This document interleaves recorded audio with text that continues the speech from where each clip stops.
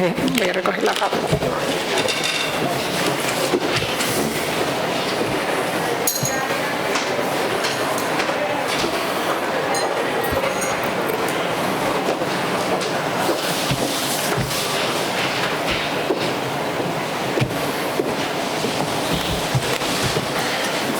Bueno, buenos días a todos.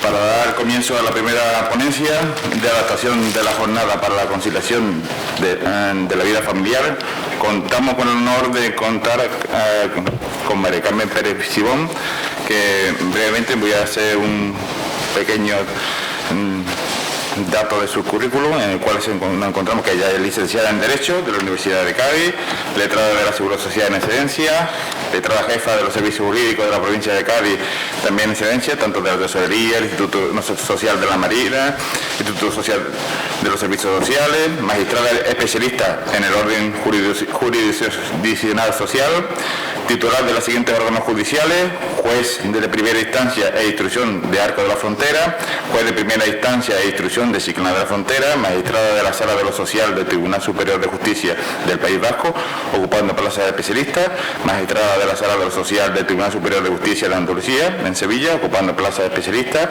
Ella es miembro de la red especialista en Derecho de la Unión Europea, del Consejo General del Poder Judicial, nombrado por acuerdo de la Comisión Permanente de 21 de marzo de 2012. Su actividad es extensa en la actividad docente, es profesora en máster, curso de práctica forense, magistrada para la formación de la jurisdicción, profesora de la Escuela Judicial, tutora y autora de cursos virtuales para el Consejo General del Poder Judicial, curso para posgrado de la Universidad Internacional de Andalucía. Tiene diferentes publicaciones en mementos, ponente de diferentes conferencias y participación en mesas redondas. Entre otros, en su materia en Derecho Internacional, es miembro de la Red de Especialistas de Derecho de la Unión Europea del Consejo General del Poder Judicial. Elabora y actualización de la base de datos del Consejo General del Poder Judicial sobre cuestiones perjudiciales laborales españolas y de los demás Estados miembros.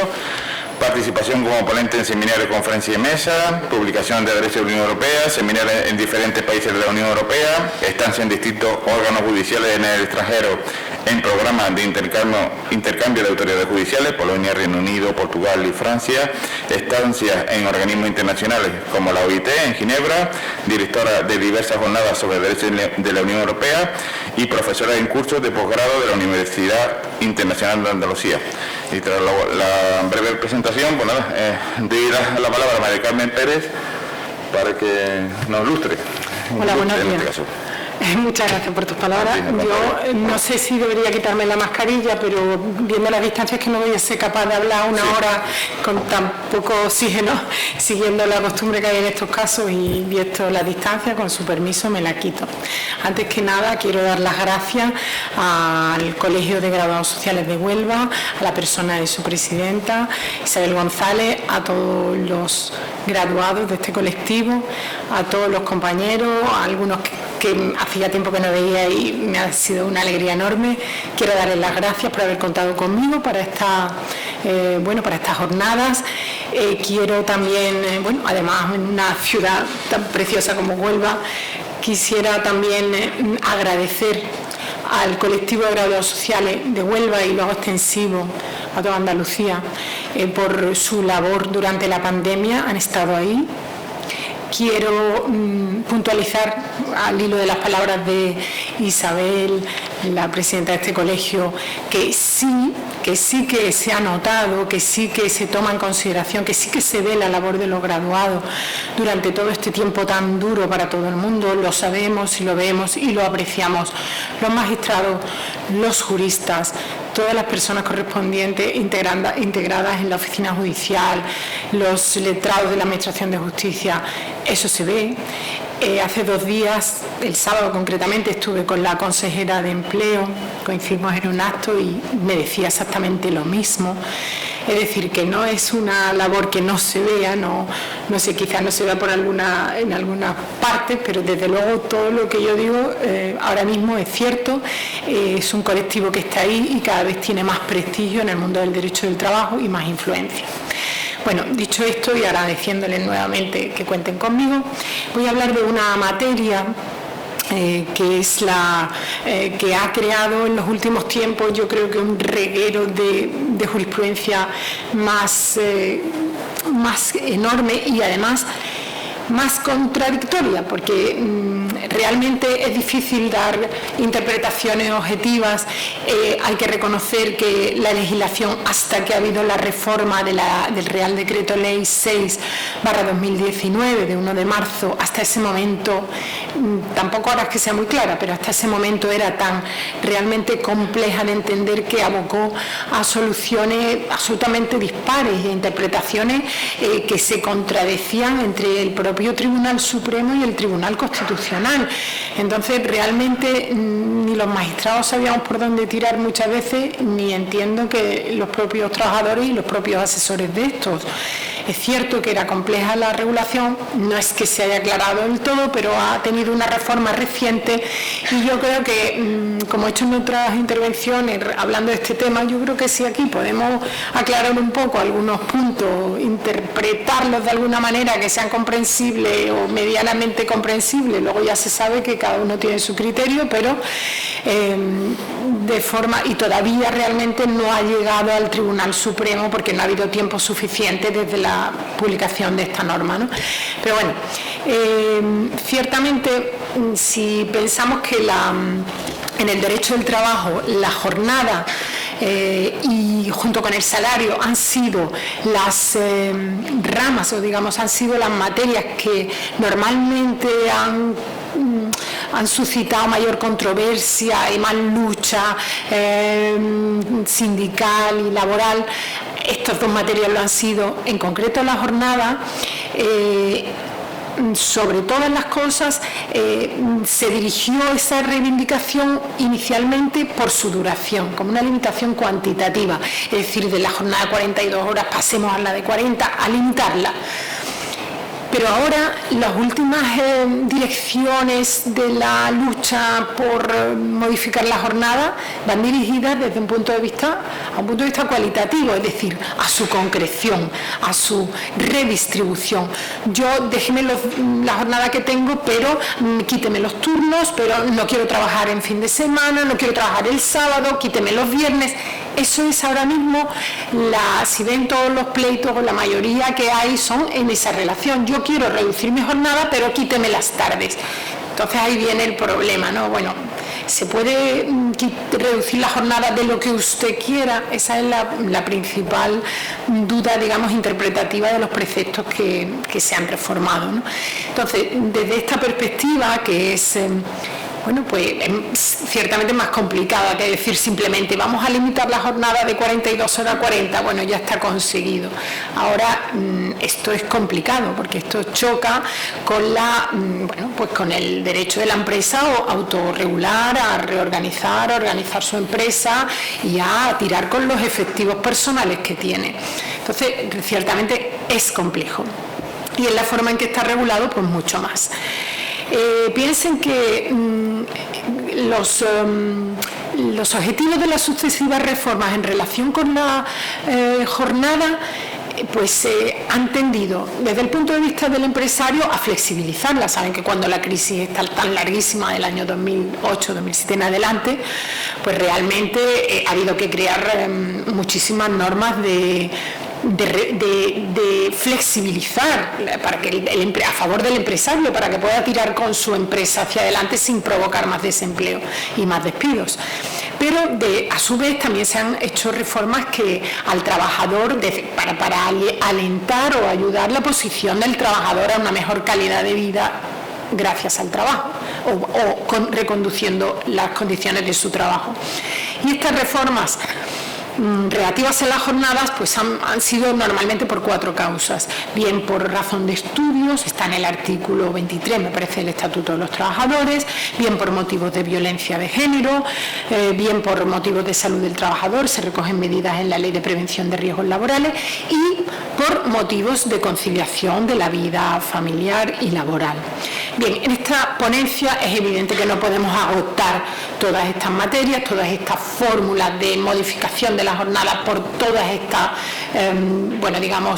finalidades, y nos vamos a centrar en lo que ha provocado en los últimos tiempos una reforma más reciente, más importante y que da más complicación a la hora de litigar. Bien, estas materias son el artículo, la adaptación de jornada, que está regulada en el artículo 34.8 del Estatuto de los Trabajadores. Este punto se ha modificado. En segundo lugar, la reducción de la jornada, no la adaptación, la reducción, que está regulada en el artículo 37.6 del Estatuto de los Trabajadores. Y finalmente, la concreción horaria. A ver, de lo que usted me reduce, ¿de dónde me lo saca? Esto está en el artículo 37.7 del Estatuto de los Trabajadores. Esto, que aparece en 3 artículos, da para muchísimo que hablar. Voy a intentar ser lo más concisa, creo que tengo una hora, ¿no? Me avisan si ve que voy un poco tarde y me centro en mi horario. Bien. Estas tienen, como les decía, una dificultad interpretativa importante y es en donde más pronunciamientos judiciales se han producido en los últimos tiempos. Yo quiero hacer también una precisión. Con motivo del COVID se ha creado una legislación de emergencia para evitar contagios, una legislación que ha incidido, entre otras materias, desde luego en la jornada. Y en este caso, pues para evitar los contagios, para eludir o paliar los efectos de los confinamientos, pues se ha introducido o se ha fomentado, porque esto ya existía, la jornada realizada a través en lugares que no son los centros de trabajo. Me refiero al teletrabajo, me refiero también a las adaptaciones de jornadas con motivo de los cierres de establecimientos, como han sido los colegios, los centros educativos, centros de residencias de mayores, etcétera, etcétera, falta de cuidadores con motivo del aislamiento. Y todo eso se han elaborado medidas. Recordarán el plan Me Cuida, lo habrán oído, que empezó para 15 días y en septiembre se ha hecho la última prórroga. Es decir, realmente son medidas coyunturales que se han dilatado en el tiempo, porque en la cabeza de nadie cabía que todavía estuviéramos pues con la mascarilla puesta, ¿no? Y en esta situación. Pero no voy a dedicarme tampoco a ellas porque son extensas y puntuales. Queremos esperar, ¿no? Esperamos. Y me voy a dedicar simplemente a los 2 artículos que les he indicado. Bien. Antes de todo, pues yo creo que dar un panorama brevísimo legislativo de la materia y decir que en la materia de conciliación de la vida familiar y laboral se introduce a través de la Ley Orgánica 3/2007, que recuerdan que es la de igualdad efectiva entre mujeres y hombres. Esta Ley Orgánica fue la que introdujo el artículo 34.8, el punto 8 en el Estatuto, pero se quedaba muy corta. Se introdujo alguna reforma más en un Real Decreto, en la Ley 3/2012, que fue como recordarán, de medidas de reforma urgente con motivo de la crisis, etcétera. Y finalmente, que es la norma que vamos a interpretar, está el Real Decreto Legislativo 6/19 de 1 de marzo, que es el que tan reciente es que, ya les digo, hay pronunciamiento ya judicial en instancia, pocos en suplicación y yo creo que ninguno en casación todavía, ¿no? Pero bueno, vamos a dedicarnos sobre todo a hacer una visión comparativa también de esta norma con las anteriores, ¿no? Bien, no puede faltar, porque conforme a ello yo creo que hay que interpretar todas las lagunas e imprecisiones de esta norma, la Directiva de la Unión Europea 2019/1158. Que es la que se transpone en el decreto que les estoy comentando. Bien, como verán, este decreto surge anticipadamente, me parece que 2 meses a la directiva.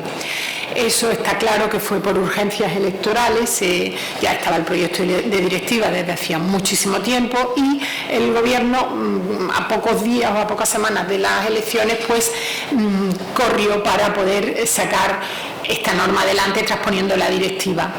Esto, bueno, pues era una norma que no era urgente como para un Real Decreto Ley, pero bueno, a esta forma de legislar que tiene el gobierno ya estamos acostumbrados a través de toda la historia de del derecho español, porque no es una cosa que sea ni de un gobierno ni de otro, y bueno, incluso quiero decir que en algunos casos mejoró la directiva funciona como un techo de mínimos, incluso se mejoró la directiva en esta materia. Bien, con todo y con eso, el correr esta legislación de emergencia pues supuso que sigue habiendo imprecisiones en la norma, sigue habiendo muchísimas cosas que hay que interpretar y muchas lagunas. Bien, hechas estas precisiones y teniendo en cuenta que se interpusieron contra esta norma algunas cuestiones de inconstitucionalidad, me parece que fue por el Partido Popular, ahí están, pues entro ya en hablar de las características concretas de esta norma. Bien, desde un punto de vista subjetivo, este derecho a la conciliación familiar y laboral, hay que decir que se establece como un derecho neutro, es decir, que es igual para hombres que para mujeres, porque cuando hablamos de conciliación tendemos a pensar que es para la mujer. Es cierto que a lo mejor la mayor parte de las veces o esté pensada en un trasfondo, porque es indiscutible el rol social que todavía la mujer tiene en el cuidado de la casa, de los hijos, de los familiares, ¿no? Pero realmente es neutra en ese sentido, es para cualquier persona, es también individual, es decir, tanto el hombre como la mujer pueden solicitarla, o dos personas pueden solicitarla sobre el mismo persona, sobre el mismo sujeto de cuidado. Es también un derecho general, es decir, transversal, no depende de ninguna antigüedad, no se puede pedir sin necesidad de tener antigüedad en la empresa, sin necesidad de un periodo de carencia de años habiendo trabajado. Miren que aquí, por ejemplo, adelanta la directiva, porque la directiva establece que las empresas podrán exigir 6 meses de antigüedad para que puedan solicitar este derecho. O sea, aquí damos un paso más. Bien. Además, este derecho, no, y esto es importante, creo que es el kit de todo esto, no es un derecho incondicionado, no es absoluto y hay que ponerlo en contraposición al derecho de la empresa a su organización. Ahora me estoy refiriendo a la modificación del artículo 34.8, porque quisiera hacerle, por centrar esta materia, el artículo 34.8 habla de la adaptación de jornada y establece un procedimiento para que se tengan en cuenta todas las posiciones, la de la empresa y la del trabajador. Es decir, usted qué aporta, qué necesidades tiene para que podamos ponerlas en relación con las necesidades de la empresa y entonces que pueda decidirse. Pero, sin embargo, el derecho a la reducción de jornada que se regula en el artículo 37.6 del Estatuto de los Trabajadores es un derecho automático, es decir, se reducirá la jornada en entre un octavo y una tercera tercera parte para los trabajadores que tengan un hijo menor, un familiar a su cuidado hasta el segundo grado, tengan. Entonces hay supuestos concretos con reducciones concretas y es automático. Hombre, salvo a lo mejor alguna cuestión muy puntual, pero no se hace depender de nada. Yo, porque tengo un hijo menor de 12 años, puedo pedir que me reduzcan la jornada. Sin embargo, el otro derecho, el del artículo 34.8, es inmenso. Es decir, adáptemela como usted quiera, como lleguemos a un acuerdo y vamos a discutirlo. Aquí sí que hay que discutir y poner encima de la mesa todas las necesidades de ambas partes. Bien, esto que se dice así, si leen los artículos, es muy difícil. A ver, quizás no es muy difícil, pero es como, no salta tan fácilmente. Hay que darle un par de lecturas para ver que estamos hablando de dos derechos condicionados de diferente manera. Es decir, si yo tengo un hijo menor que solo quiero que me reduzcan 2 horas la jornada, ¿yo para qué me voy a ir al artículo 34.8 para discutirlo si tengo el 37.6 que me lo va a dar automáticamente?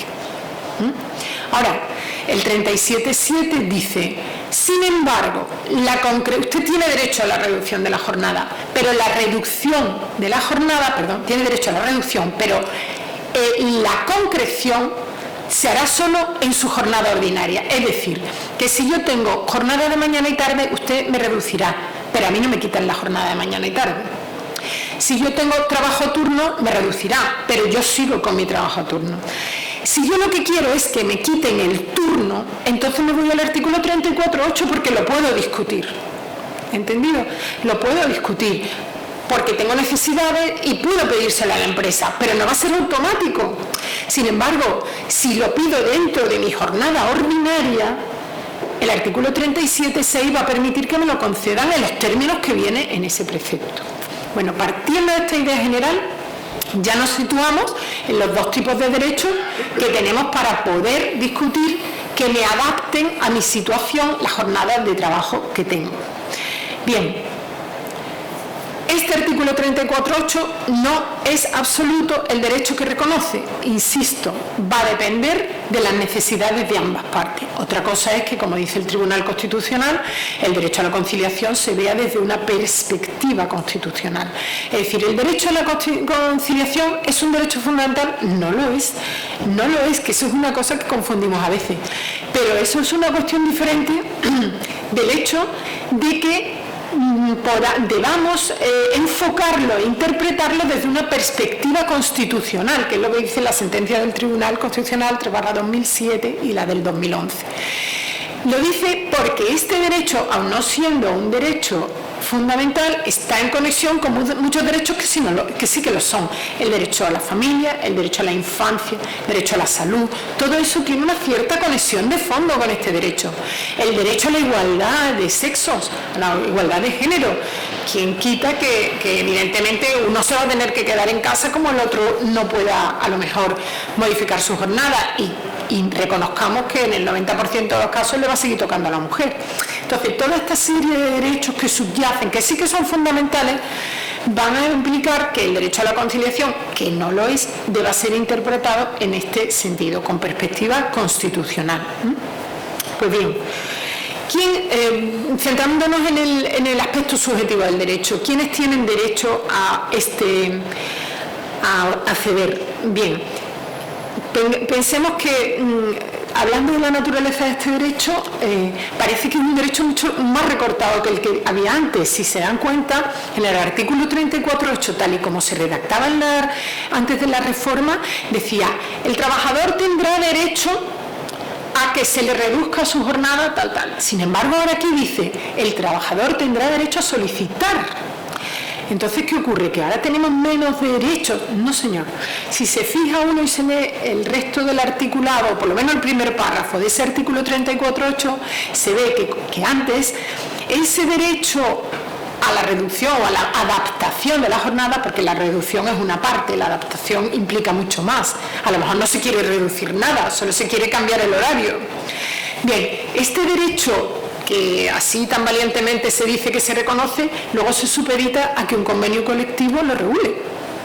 El convenio, siempre que el convenio colectivo lo tenga regulado. Ahí se muere. Bueno, luego había una teoría que decía, bueno, vamos a ver si esto lo interpretamos, como decía el Tribunal Constitucional, con perspectiva constitucional. A ver, no porque no haya un convenio que lo recoja, vamos a tener que denegar el derecho sistemáticamente. Pero bueno, ya iba forzada la interpretación, ya era el que lo quisiera interpretar así, porque había sectores doctrinales y de la propia jurisprudencia que dudaban.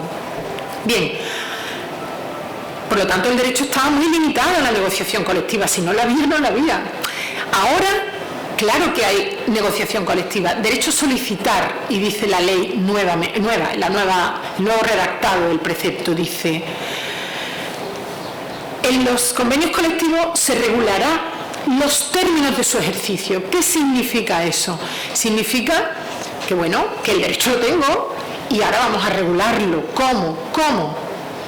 ¿Cómo se va a hacer? ¿Y qué pasa si no hay un convenio colectivo? Pues también lo prevé el estatuto, la nueva redacción. Dice: si no hay un convenio colectivo, la empresa se verá obligada a seguir un proceso de negociación individual con la persona trabajadora que esté solicitando la adaptación de jornada. Es decir, realmente el derecho se ha ampliado muchísimo. Es que el empresario está obligado a sentarse a discutirlo, está obligado a formular protestas, está obligado a fundamentar la negativa, etcétera, etcétera, etcétera. Y además, aunque no lo ponía antes, ahora sí está claro, pueden ir contra la decisión a un procedimiento especial que es el previsto en el artículo 139 de la ley de la jurisdicción social, la ley reguladora, y que el juez sea el que dirima esta falta de acuerdo. Bien.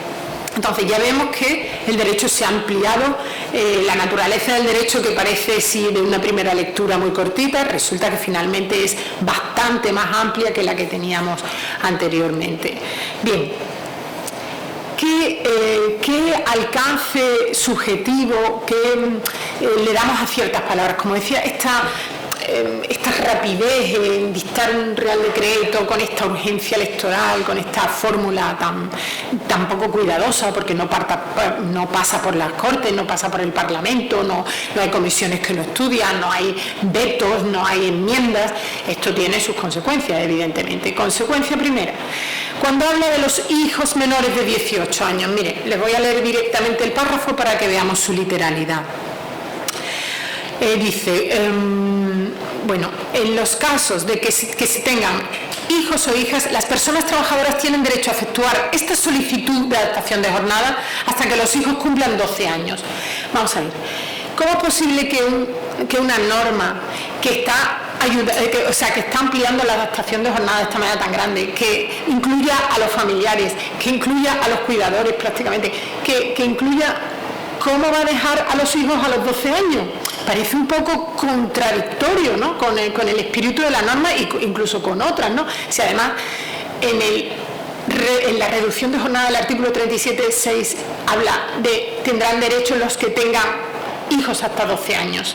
Bien, si interpretamos esta norma en el contexto de todo el precepto, como le estoy diciendo, y también en el contexto de la directiva que les acabo de nombrar, 2019/1158, pensamos que la directiva, habla no ya de familiares, es que habla de cuidadores.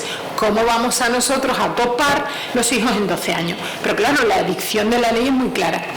Yo creo, en mi opinión, y entiendo que parte de la doctrina, y ya le digo que hay muy pocos pronunciamientos judiciales al respecto, yo quizás con esta materia concreta no he visto ninguno, no sé que sea en la instancia. Yo creo que esto cabría interpretarlo en el sentido, en coherencia con la directiva, que además es la que regula nuestro ordenamiento, es la cúspide de la pirámide de jerarquía normativa. Yo creo que esto está puesto en el sentido de que hasta los 12 años la necesidad prácticamente que no hay que demostrarla, está clara. Hasta los 12 años la necesidad de adaptación de jornada, o sea, no hay que demostrar, hay que demostrar más cosas, hay que demostrar que el padre, a lo mejor el otro progenitor, trabaja y no puede cambiar la suya, tendremos que demostrar otras cosas, pero lo que no vamos a tener que demostrar es que un niño menor de 12 años se merece, o sea, es susceptible de entender sin mayor prueba que necesita una adaptación de jornada, ya hay una necesidad. Sin embargo, a partir de ahí, ¿vamos a negarlo? No. Lo que pasa es que usted tendrá que acreditar que a pesar de tener más de 12 años, no se puede quedar solo por algún motivo, vive en el extrarradio, no se puede ir al colegio solo, en fin. Aquí ya va a haber que demostrar la necesidad. Esa es una interpretación. También se encontrarán a lo mejor una jurisprudencia, una sentencia, pero una jurisprudencia va a tardar. Sentencia que diga otra cosa. Yo creo que esto se puede defender a la luz de una interpretación sistemática del propio precepto y de la propia jurisprudencia. Otra cuestión desde el punto de vista subjetivo, familiar. Cuando habla de familiares, ¿a qué se está refiriendo? ¿A los familiares con derecho a alimentos del Código Civil? ¿A los padres y a los hijos? ¿A qué se está refiriendo? Esta es otra cosa que merecía haberla puntualizado, porque es que es vital. Bien, yo también entiendo que a la luz de la directiva esto se debería interpretar en un sentido amplio. Es decir, pensemos que la directiva, cuando habla de familiar, dice persona o conviviente. Cuando habla de cuidador, que la directiva se refiere a cuidadores, que es mucho más amplio, dice persona familiar o conviviente que se encuentre atendiendo a persona que no puede valerse por sí misma. A la luz de esta interpretación, yo creo que habría que atender al familiar en el sentido o conectado con la persona que convive con la persona que necesita cuidados y no topándola en un parentesco tipo Código Civil. Esta es otra opinión doctrinal que entiendo que podría sustentarse con facilidad.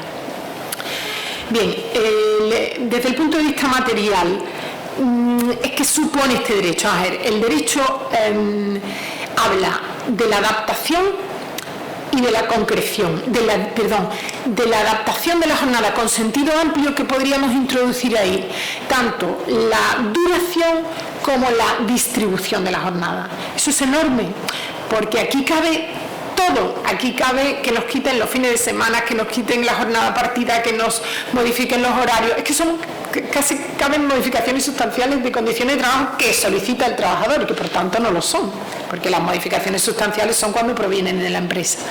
Aquí hay un elenco tan grande de posibilidades que merece la pena explorar cuando personas trabajadoras tienen una verdadera necesidad. Bien, otra cosa es que sea automático, vuelvo a repetir, automático es el 37.7 cuando se pide la reducción de jornada por supuestos concretos. Esto no es automático, pero en teoría cabe pedir todo lo que pueda depender o significar la duración de la jornada y lo que pueda implicar asimismo la distribución de la misma. Bien, ¿cómo podríamos limitar este derecho? Bien, antes de acudir al proceso, las limitaciones vendrían por dos vías, las limitaciones o las ampliaciones, claro que sí. La norma regula dos vías. La primera y prioritaria, el acuerdo por convenio colectivo. Perdón, lo voy a decir mejor. Lo que regula es la negociación colectiva. Y esto es importante, esta precisión, porque la tendencia es pensar que tiene que regularse en convenio colectivo, pero al hablar de negociación colectiva entiendo que aquí cabe un acuerdo de empresa, cabe un acuerdo entre representantes de trabajadores, cabe una comisión ad hoc, etcétera, etcétera. Porque no habla de convenio colectivo, cabe un convenio extraestatutario, habla de negociación colectiva. Esto es interpretando la palabra exacta que figura en el precepto. Dice, en la negociación colectiva se pactarán los términos del ejercicio de este derecho. Es decir, no se concederá el derecho ya está concedido, en abstracto, se pacta la forma. Bien, yo desde luego si fuera asesor de una empresa, que no lo soy, desde luego aconsejaría que le convendría que esto estuviera regulado en un convenio. ¿Por qué? Porque quedarían fuera del azar de lo que supone una interpretación en los tribunales, que va a suponer, bueno, pues un azar realmente, porque va a depender de la prueba, va a depender del criterio del juzgador, cuando el precepto, como estamos viendo, no es nada de claro y tiene muchas lagunas interpretativas. Bien, yo creo que, por lo menos sus líneas básicas, al empresario le interesa que esto esté contemplado. Y en segundo lugar, esto no es la garantía única. Desde mi punto de vista, un convenio colectivo puede regular esta materia de una manera muy insuficiente, por llamarlo de alguna manera. Pensemos que está limitando el derecho a unos parámetros tan rígidos que realmente está recortando el derecho que viene en el artículo 34.8. Desde mi punto de vista, pienso que se podría ampliar individualmente en una negociación, aunque el convenio tenga esa regulación tan rígida. Sería cuestión de... Bueno, también les digo que es cuestión interpretativa, pero yo veo que conceder un derecho, someterlo a la negociación colectiva para que la negociación colectiva lo deje peor de lo que estaba antes o prácticamente inservible, se infrarregule, pues realmente no parece que tenga mucho sentido. Bien, una vez que fracasa, que imaginemos que no hay... directamente no hay nada pactado en la negociación colectiva al respecto. Bien, en ese caso, el ejercicio del derecho dependerá de lo que se acuerde en un pacto y en una negociación individual entre el trabajador y el empresario. Aquí, señores, está realmente la novedad de esta, aparte de otras muchas, la novedad de esta nueva regulación es que esto no existía en el precepto anterior. En el precepto anterior, no. Otra cosa es que hubiera sectores con la sentencia del Tribunal Constitucional se forzara que, bueno, que no dijeran no porque no. Y entonces, bueno, hubiera que aportar, y el 139, recuerden, de la Ley Reguladora de la Jurisdicción Social, hablaba de que la empresa aportara alternativas al procedimiento, ¿no? Bien, pero en teoría esta es realmente la gran aportación del precepto, porque regula cómo tiene que ser esa negociación individual con la persona trabajadora que solicita esa adaptación de su jornada. Y comienza el procedimiento con una solicitud, claro, por parte del trabajador, con una apertura de este tiempo de negociación que no, dice la ley, no podrá superar 30 días. Parece que en un derecho tan perentorio como este, 30 días es mucho tiempo, ¿no? Pero bueno, como realmente los 30 días suponen un máximo, no es necesario agotarlo.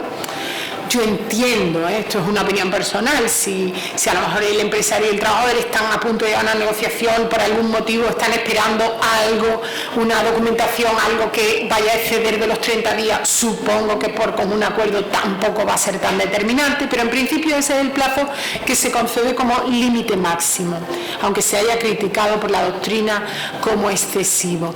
Esta negociación individual ha de tramitarse conforme a criterios de buena fe. La buena fe no lo pone no viene expresamente incluido en el precepto, pero no hay ninguna negociación en el Estatuto de los Trabajadores que deba excluirse de este, digamos, principio general, ¿no? de este derecho, ¿no? Del derecho en esta materia. En esta materia no, en el derecho del trabajo, quiero decir. Bien. Pensemos que, aunque no lo diga expresamente, el precepto habla de medidas razonables, adaptaciones razonables, tener en cuenta las necesidades. Aquí se está hablando de buena fe, aunque sea subliminalmente. Bien, aquí es importante que, además, que las partes actúen con buena fe, porque lo que quede constancia de esta regulación, de esta negociación, puede atar a las partes en un procedimiento ulterior. ¿Por qué razón? Pues imaginemos que la empresa no haya aportado suficientes motivos, no haya dicho, esté un poco en la línea de enrocarse en una postura negativa y no salga de ahí. Lo que no puedes hacer cuando llegue el momento de ir a juicio, lo que no podrá hacer es que se le ocurran todas las ideas en ese momento. Es decir, no es que nosotros tenemos un departamento, es que tenemos pocos efectivos, haberlo dicho usted antes.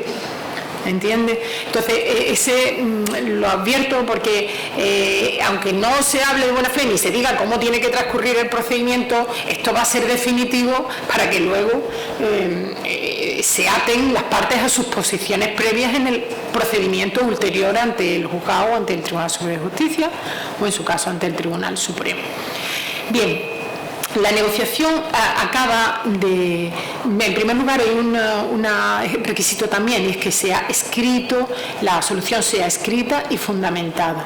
Es decir, por eso le digo que se va a plasmar, digo que se plasma ahí todas las posiciones de las partes, que los van a atar posteriormente.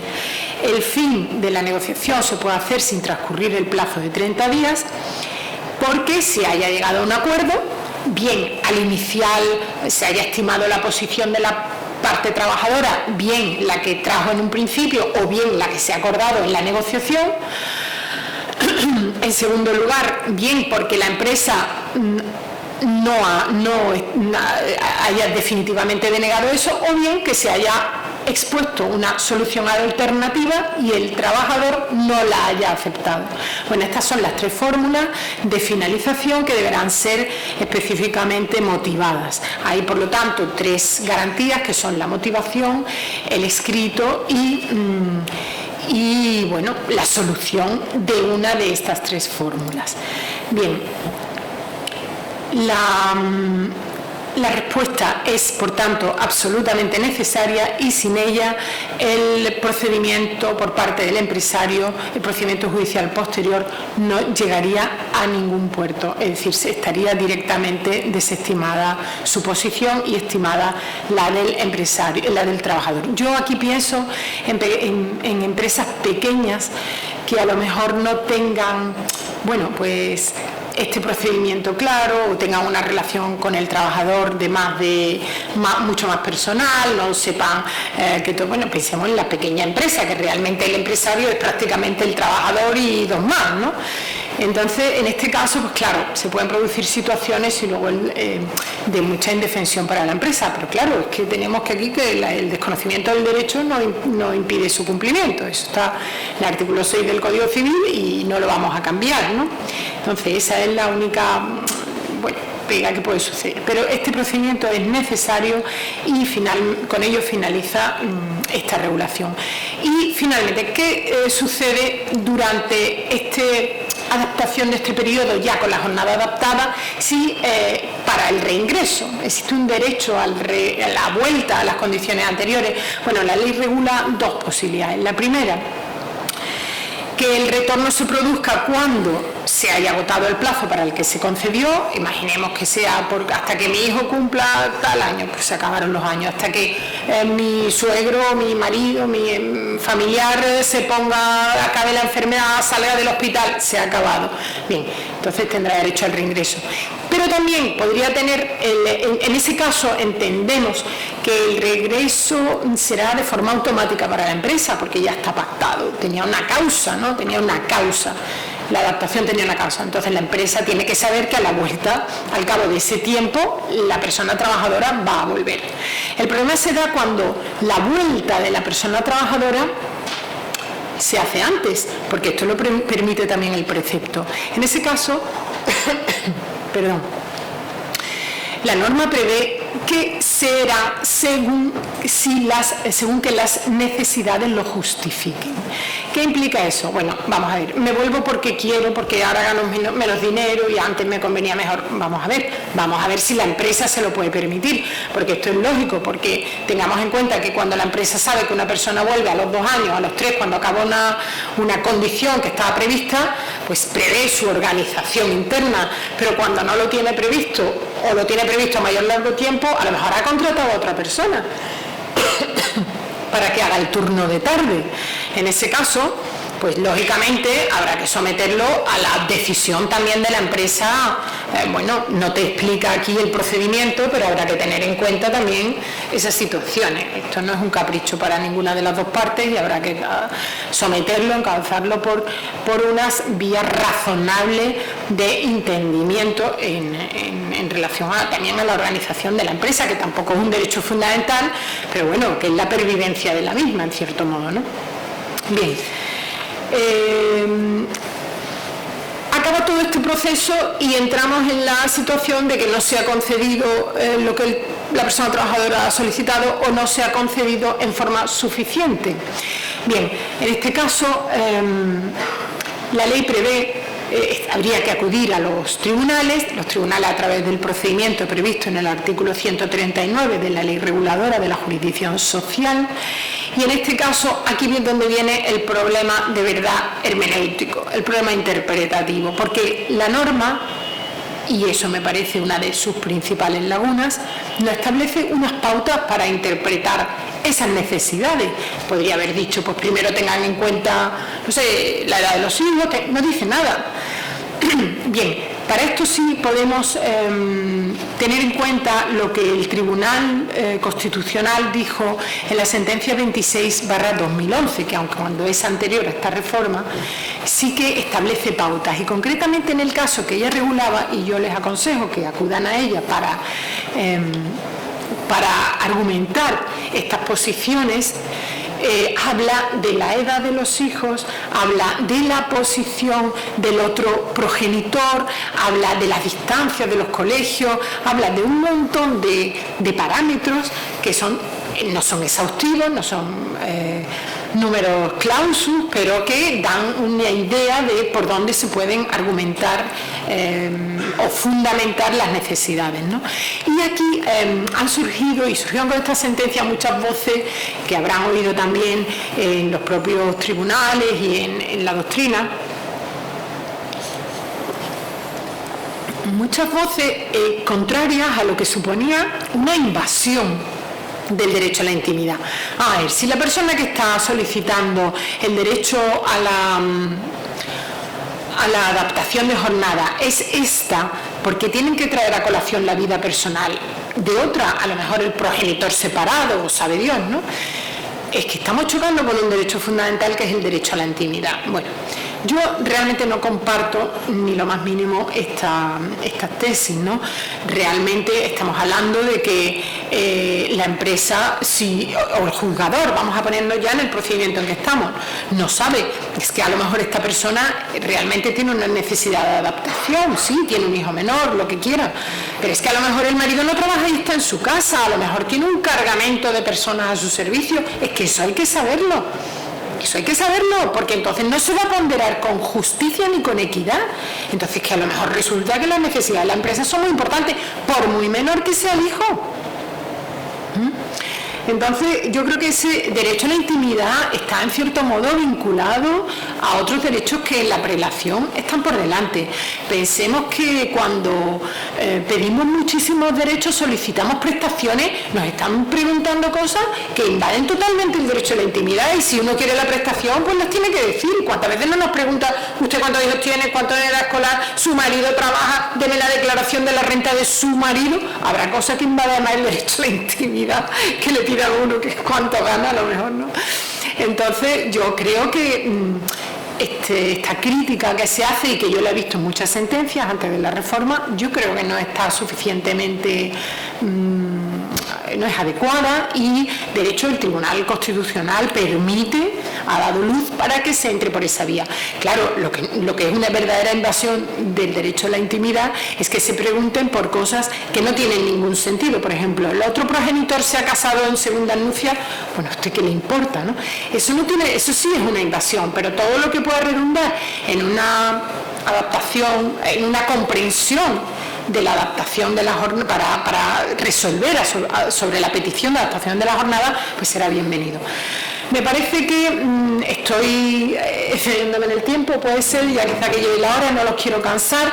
Creo que ha habido como corolario final o exposición final decir que bueno, pues se ha aclarado en cierto modo el derecho se ha ampliado, creo que era importante, y creo que conviene irlo muy despacito cuando queramos solicitar, porque hay veces que nos conviene ir por la vía del artículo 37.6 y otro por la vía del artículo 38.4. Y además conviene leerlo despacito y a la luz de la directiva para que podamos fundamentar la petición del derecho a la concreción horaria y a la distribución y adaptación de la jornada en la forma que más interese, ya sea al trabajador, a la persona trabajadora, ya sea en su caso a la empresa si son asesores de ella. Les agradezco muchísimo la atención que me han prestado.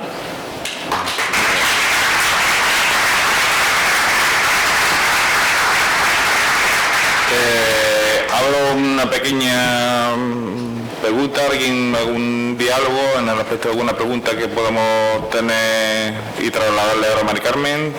Sería interesante aprovechar ahora. Si no, pues sí.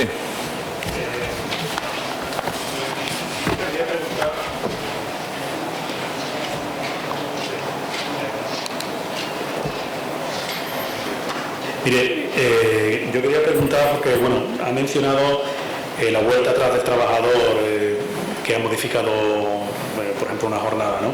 Pero, ¿qué posibilidad hay que el empresario revoque por cuestiones técnicas, por cuestiones organizativas, por cuestiones de necesidad? Imaginemos, por ejemplo, un empresario que ha aceptado una modificación de una jornada porque tiene otros efectivos para suplir a lo mejor esa jornada de esa persona durante la tarde, y durante la situación de COVID, una situación económica adversa, necesita revocar esa situación. Por ejemplo, para el cuidado de hijos, ¿habría que esperar a que tuviera 12 años o hay posibilidad que el empresario pueda demostrar mediante datos económicos, por ejemplo, que necesita urgentemente revocar? Y si esa revocación sería por la vía del 37 o el 38, ¿sería una modificación sustancial o sería simplemente volver a la situación anterior? Gracias. Yo tengo clarísimo, y creo que la mayoría de la doctrina, que toda interrupción del derecho concedido en materia de adaptación de jornada por parte de la empresa consiste en una modificación sustancial de condiciones de trabajo y hay que resolverla como tal. Entiendo que sí. Otra cosa es que el trabajador tiene un derecho reconocido en materia de jornada, que es lo que la modificación sustancial es uno de los parámetros que se regulan para la modificación sustancial, y se lo van a quitar. Es decir, yo creo realmente que es una modificación sustancial de condiciones de trabajo cuando parte del trabajador, del empresario. Entonces Entonces, en ese caso, ¿operaría la extinción del contrato? ¿Sería la posibilidad? Sería un poco injusto, ¿no? Quizá, pero habría que seguir el trámite, Lo que pasa es que yo creo que tendría que ser una circunstancia muy extrema, porque realmente cuando hay un derecho reconocido en materia de conciliación y se va a ver con perspectiva constitucional, vuelvo a insistir que, claro, eso implica por dónde va a ir dirigido el refuerzo interpretativo. Entonces, yo creo que por lo menos tiene que esperar a que acabe la situación que ha motivado esa adaptación de jornada y lo acredite la empresa también, ¿no? Pero vamos, también podría suceder que se den circunstancias organizativas. Es que las circunstancias organizativas tienen que ser muy extremas, porque es que circunstancias organizativas las hay siempre. A ver, ¿qué empresa puede yo las veo siempre, qué empresa puede prescindir de, a lo mejor, es que yo he visto empresas donde el 80% de la plantilla, varones además, o en su mayoría varones, que me quiten los turnos.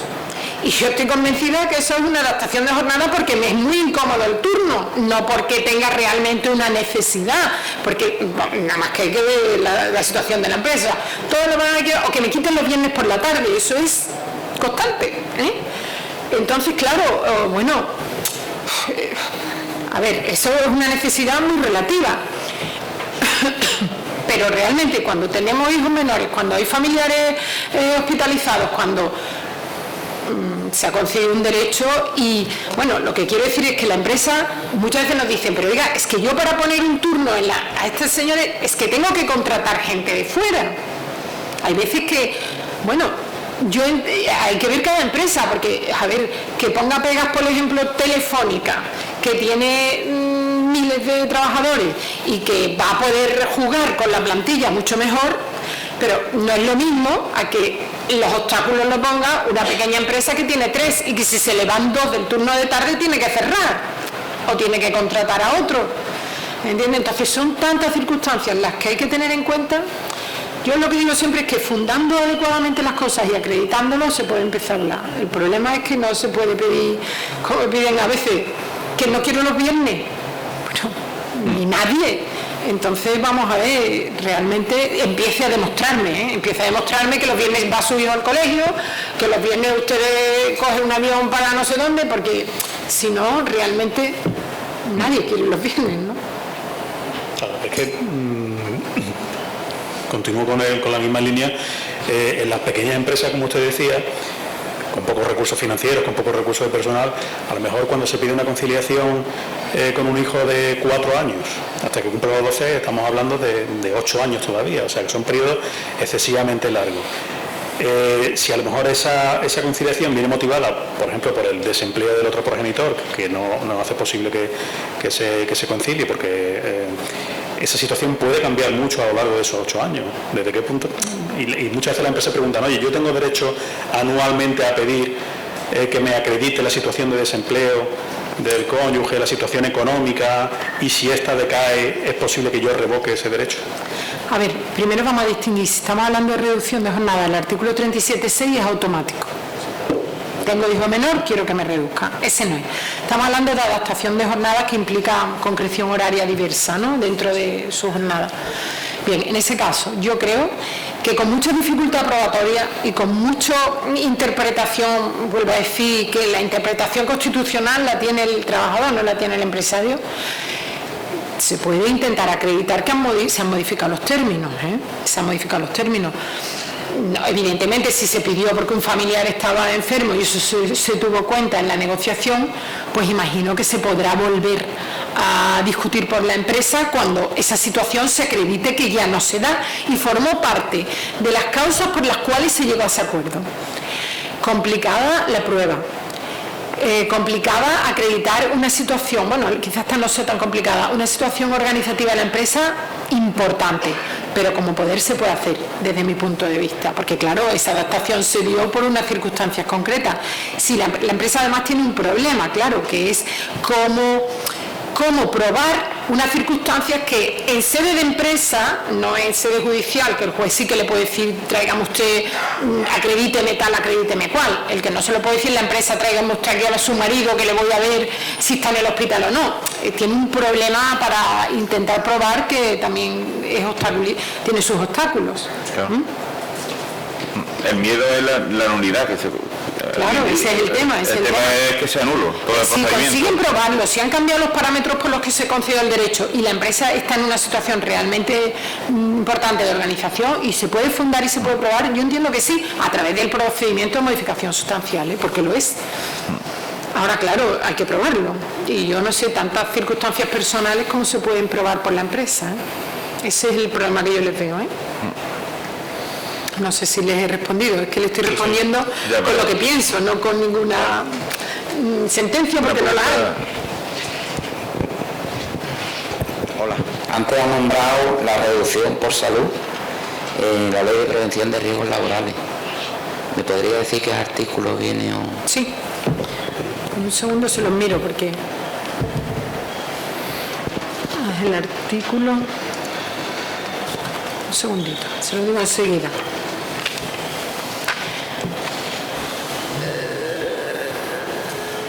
Es el 25, 14, 2, 25 y 26 de la Ley de Prevención de Riesgos Laborales.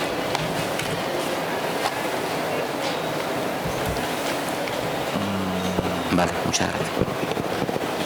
Pásalo. Habla en términos genéricos, habla en términos genéricos de adaptación.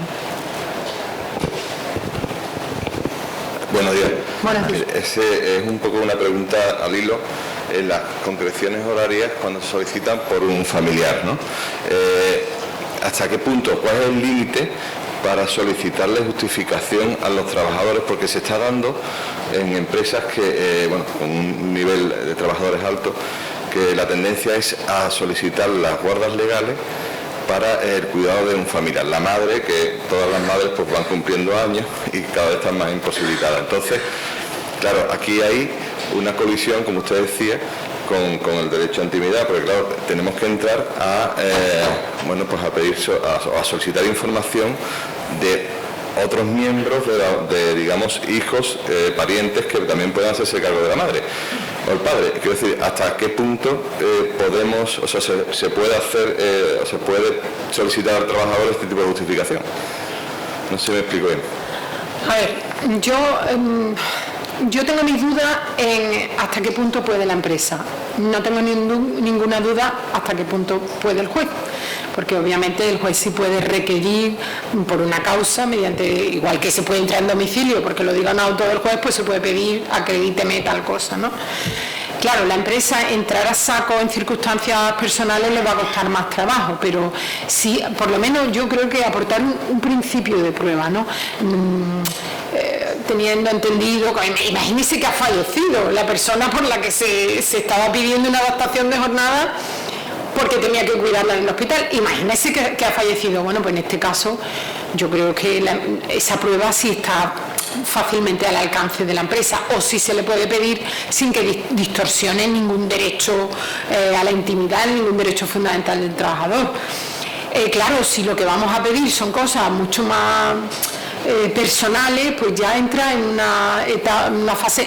También se puede hacer, claro, pero esto como prueba anticipada en el procedimiento laboral, en el procedimiento que utilicen, pedirle al juez antes de poner la demanda, pedirle al juez que se solicite tal prueba que, claro, al entrar dentro de las dificultades de la empresa para conseguirla, pero claro, ya tienen que iniciar un procedimiento, ¿entiendes? Ya tiene que haber una negativa, una situación de que se le haya pedido al trabajador una cosa, ya hay que iniciar un procedimiento, ¿no?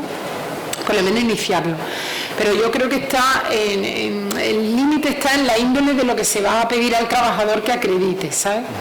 Es lo que yo creo, y por lo menos la empresa tenía un principio de prueba, ¿no? Es que si no, estaríamos en la situación de que la empresa podría estar constantemente reclamando comprobaciones de que se dan los requisitos que motivaron el reconocimiento del derecho a la adaptación de jornada, y eso tampoco puede ser. Se ha reconocido. Vamos a tener un principio de pruebas para dar marcha atrás, por lo menos, ¿no? Muchas gracias. ¿Alguna pregunta más?